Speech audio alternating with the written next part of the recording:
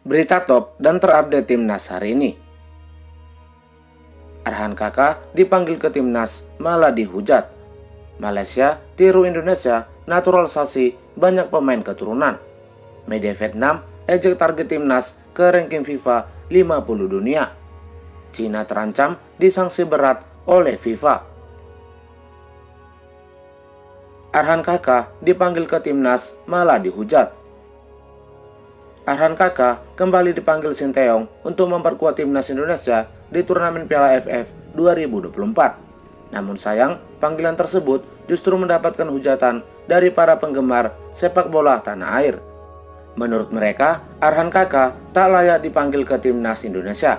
Buntut penampilannya di timnas sebelumnya sangat buruk, apalagi ia dikenal sebagai seorang striker yang malas berlari. Nggak ada kontribusi, tapi dipanggil timnas. Dia nggak punya skill untuk bermain sepak bola. Mengejar bola aja malas-malasan, sampai disuruh lari sama komentator. Bukannya kemarin diminta pulang sama klubnya, ini malah dipanggil ke AFF sama Sinteyong, kata warganet Indonesia. Meskipun mendapatkan hujatan dari netizen, sang ayah Purwanto Suwondo tetap mendoakan agar anaknya, Arhan Kakak, dapat memberikan penampilan terbaiknya di timnas Garuda. Semua pelatih itu bagus dan kamu harus belajar dari semua pelatih. Dimanapun kamu dipanggil, kamu belajar untuk menaikkan kualitas kamu. Tetap kerja keras, tetap rendah hati. Yang pasti Sinteyong sebagai pelatih yang pernah bawa Korsel ke Piala Dunia, pasti ilmu pelatihannya lebih besar buat pemain. Saya berharap Kakak belajar banyak dari kualitas, mentalitas, dan skill. Jadi intinya buat Kakak bisa buat jam terbang pengalaman dengan dipanggilnya ke tim senior sekarang ini, kata Purwanto Suwondo. Malaysia tiru Indonesia naturalisasi banyak pemain keturunan.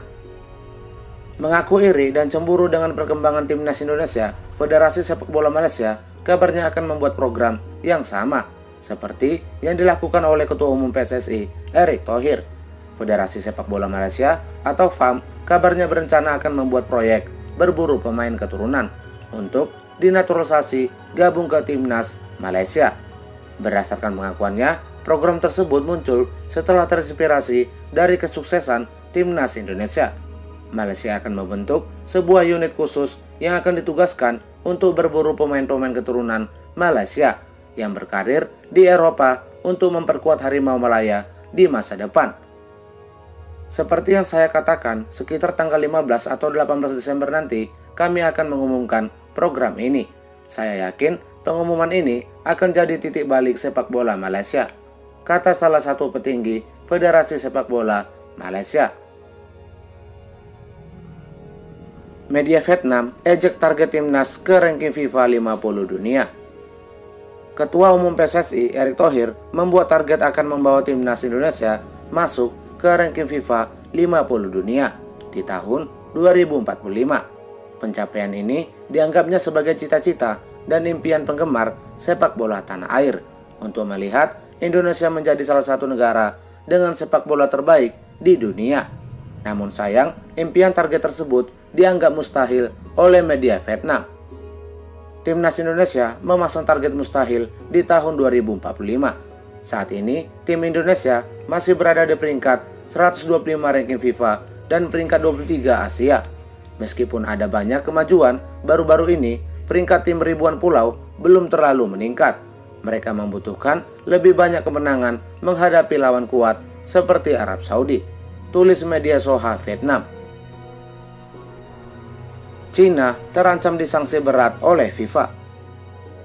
Salah satu peserta tim nasional kualifikasi Piala Dunia putaran ketiga zona Asia, Cina terancam akan mendapatkan sanksi berat dari FIFA. Sanksi ini diterima buntut dari ulah supporter mereka di laga menghadapi Jepang. Terdapat beberapa pelanggaran yang dilakukan oleh tim nasional Cina di saat melawan Jepang, seperti mengurangi ukuran lapangan untuk meraih kemenangan hingga ulah oknum supporter Cina yang mengejek dan mencemooh lagu kebangsaan Jepang sebelum pertandingan dimulai. Selain itu, ada juga pelanggaran yang dilakukan atas aksi supporter yang menerobos lapangan dan menggunakan laser yang ditembakkan kepada pemain Jepang untuk mengganggu konsentrasi. Terbaru kabarnya, sanksi yang akan diterima oleh Cina adalah kemungkinan tampil tanpa dihadiri oleh supporter. Prabowo sumbang 200 miliar untuk timnas Indonesia. Timnas Indonesia mendapatkan kabar bahagia di mana Presiden Prabowo Subianto memberikan anggaran sebesar 200 miliar untuk menunjang kemajuan timnas Indonesia. Hal ini pun menjadi investasi penting bagi skuad Garuda dalam meningkatkan kualitas sepak bola tanah air. Kabar ini langsung dibenarkan oleh Ketua Umum PSSI, Erick Thohir.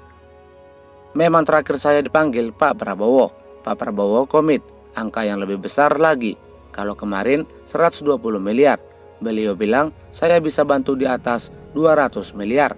Sudah saya kirimkan kepada Bapak Prabowo secara tertulis dan Ibu Sri Mulyani, dan mudah-mudahan ini membantu program jangka panjang kita untuk 2025, khususnya di mana ada kualifikasi Piala Asia menuju Piala Dunia, kata Erick Thohir saat ditemui di Bali United Training Center, Kabupaten Gianyar pada Sabtu 23 November 2024. Alasan Sinteyong tak pakai timnas utama di Piala AFF 2024. Keputusan pelatih timnas Indonesia, Sinteyong, yang tidak mengirimkan skuad utama ke Piala AFF 2024 menjadi kontroversi di kalangan penggemar sepak bola tanah air. Menurut para supporter, sebaiknya pelatih Sinteyong mengirimkan skuad terbaiknya di Piala AFF agar peluang meraih gelar juara AFF terbuka lebar. Namun tampaknya pelatih asal Korea Selatan itu tak menanggapi saran dari supporter. Adapun alasan Sinteyong tidak membawa tim senior ke Piala AFF adalah karena turnamen Piala AFF bukan agenda FIFA. Dia juga mengatakan bahwa tanpa skuad terbaiknya, timnas akan melaju ke babak final Piala AFF 2024. Ini bukan periode FIFA Matchday dan bukan juga turnamen yang diresmikan FIFA. Jadi kemungkinan sulit untuk panggil pemain-pemain luar. Ya, mungkin salah satu alasan kenapa kita nggak bisa bawa timnas senior, kata Sinteyong. Asnawi percaya diri Indonesia lolos Piala Dunia.